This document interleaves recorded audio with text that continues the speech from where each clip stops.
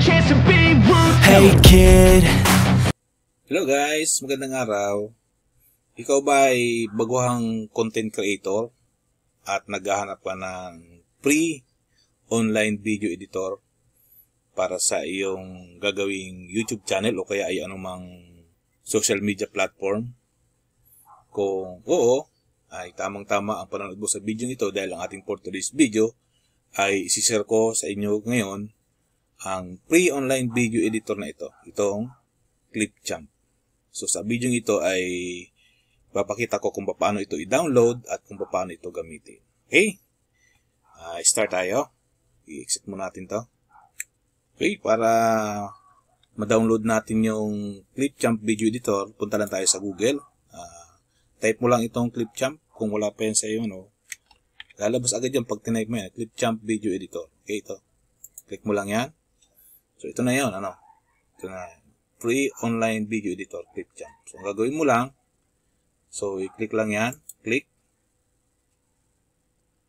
So, nakalagay dito ay sign in. So, magsa-sign in tayo sa ating, sa-sign in mo yung Gmail mo para magamit mo siya, ayan. So, nag-sign in yan. So, kinakailangan na nakalagay dito ay continue with email. Ayan, kung click mo lang ito. So, ilagay mo dito yung email mo. Email. Okay, ilalagay ko lang muna.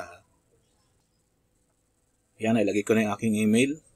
So, ibig sabihin, click mo itong send a link to my email. Ayan. So, para makapag-sign in tayo dito sa Clipchamp. Ayan. Your link is in your inbox. So, pupunta mo yung iyong email address. Okay? Email address. Ayan. Ito. Ito yung aking gagamitin. Ayan. So, dito ako magsa-sign in. So, wait lang natin yan kasi nag-update pa eh. Ayan, dumating na. Oh. Dumating na yung sign-in code. So, click mo lang itong sign in to Clipchamp sa iyong email na inilagay. Okay? So, open natin yan. Open. Ayan. Here is your link to sign to Clipchamp. So, i-click mo na ito. Sign in. So, para makapag-avail ka, kinakailangan mong ayan, send ng email sa kanila para ipadala sa email address mo yung kanilang link para makapag-open ka. Ayan, lumabas na ito na. Create your new video. Ayan, dito na tayo ngayon gagawa ng video. Okay, o click lang itong plus sign. Plus sign. So, mas maganda niyan ay isave mo yung ayan o. Ayan. Para sa susunod ay nakasave na yan sa iyong account. Okay? So, nakalagay dito. I-click mo lang itong Garrett. Ayan. So, dito na yung page ng video editor na libre. Okay? So, nakalagay dito. Para makapagawa tayo ng video, i-click mo lang itong import media.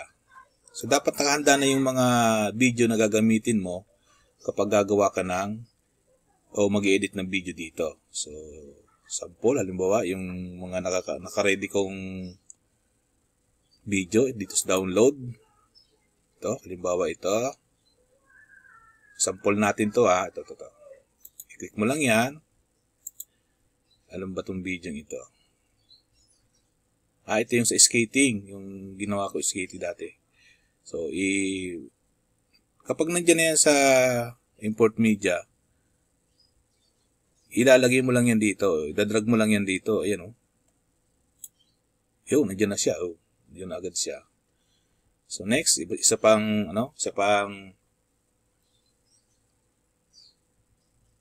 import video ulit. Ano pa ng iba? Halimbawa itong last part na gagawin mo sa iyong gagawing video. Last part yan. Last part. Ito yung pinaka umpisa. Pwedeng atas mo muna yan kasi ito yung pinaka-umpisa ng gagawin kong video. Ito. Yun yung pinaka intro niya. So, gawin mo, i-drag mo lang to dito. Yun. Tapos yung pinaka-last part, import mo ulit. Hanapin mo yung isa pa.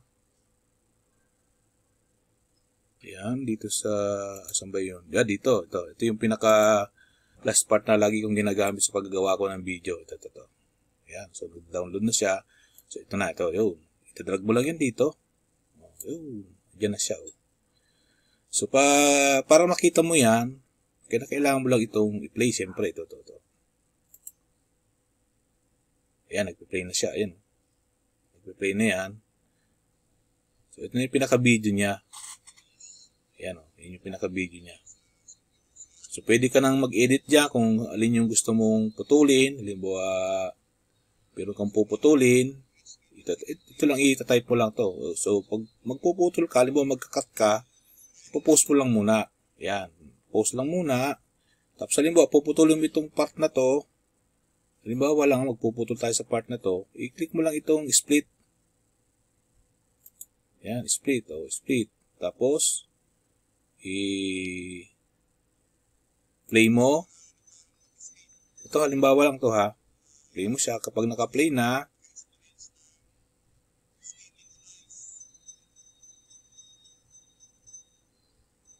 i-post mo ulit.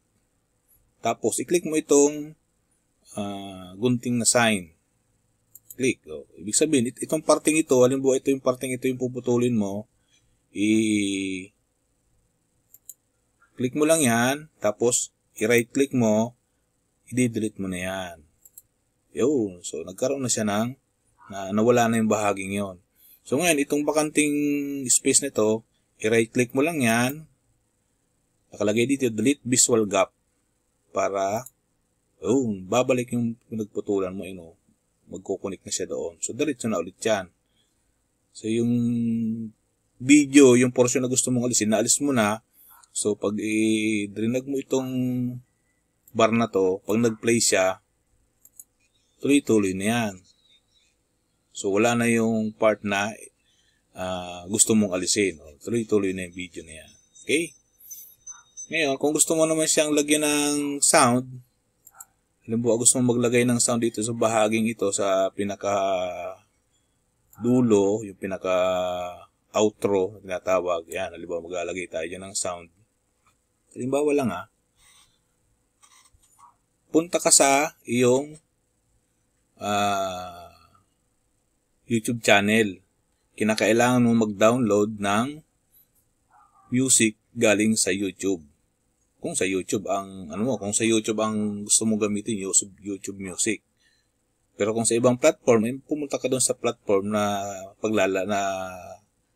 na may free music doon para hindi ka magkaroon ng copyright. Okay? So, punta tayo sa ating YouTube channel. Ito yung aking isang YouTube channel. So, click mo lang itong profile mo. Punta ka sa YouTube Studio.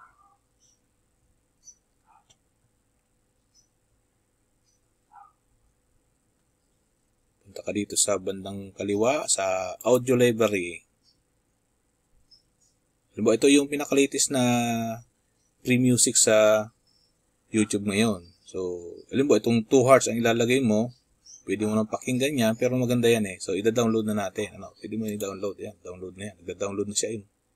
So, yun ang ilalagay natin dito sa ating ginagawang video. Pinaka-pang outro natin. Okay? Wait lang muna natin ito ma-download. I can't wait.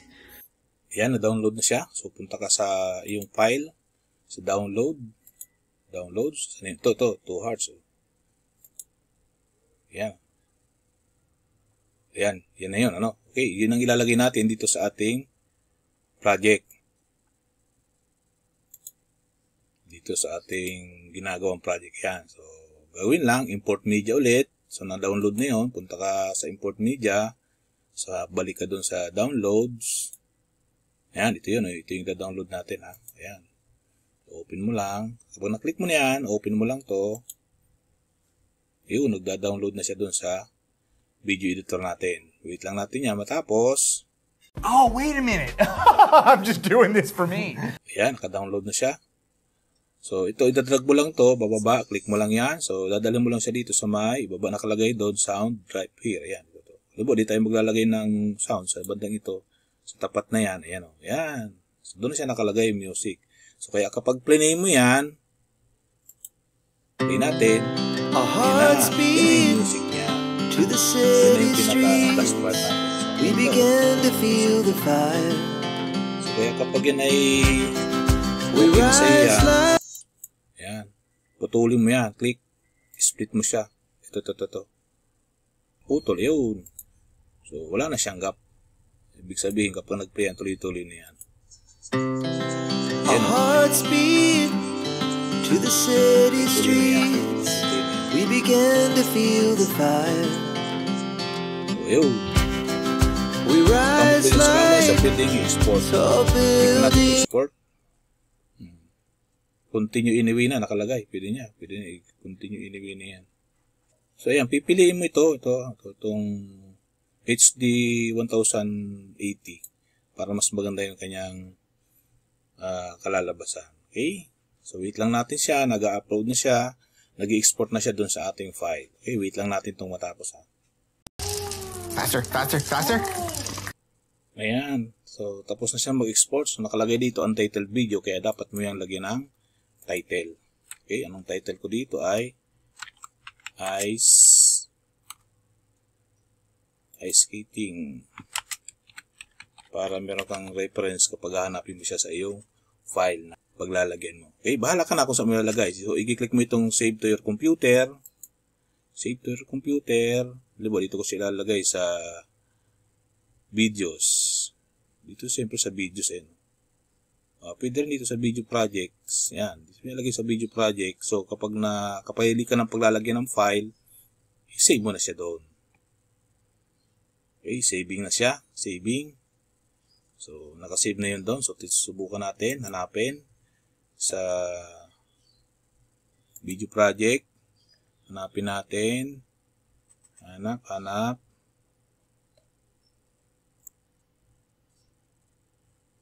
Ayan, ito siya. Ayan, oh. So, pwede mong i-open yan para ma-check mo kung talaga nakasave nga sa iyong file. Ayan, ito na yun, oh. Ito na yun. So, kapag i-pinroward mo yan, ayan. Ibig sabihin, nakasave na sa iyong file yung ginawa mong video sa iyong video editor. Okay? So, ganun lang kadali guys ang paggagawa ng pag-edit ng video sa Clipchamp video editor. So, meron pa yung mga icon dyan na pwede mong tuklasin kung paano ginagamit yan dito sa bandang tabi. So, ikaw na bahala kung paano mo siya didiscoverin. Okay? So, ngayon, ito yung simpleng paraan para makapag-edit tayo ng mga video sa libreng paraan. Okay? Di lamang po guys at maraming salamat sa inyong panonood.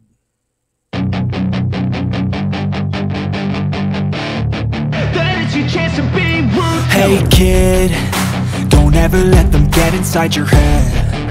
They'll tell you what to do in life instead of everything you know that you could get. Don't let them guide your life towards regret.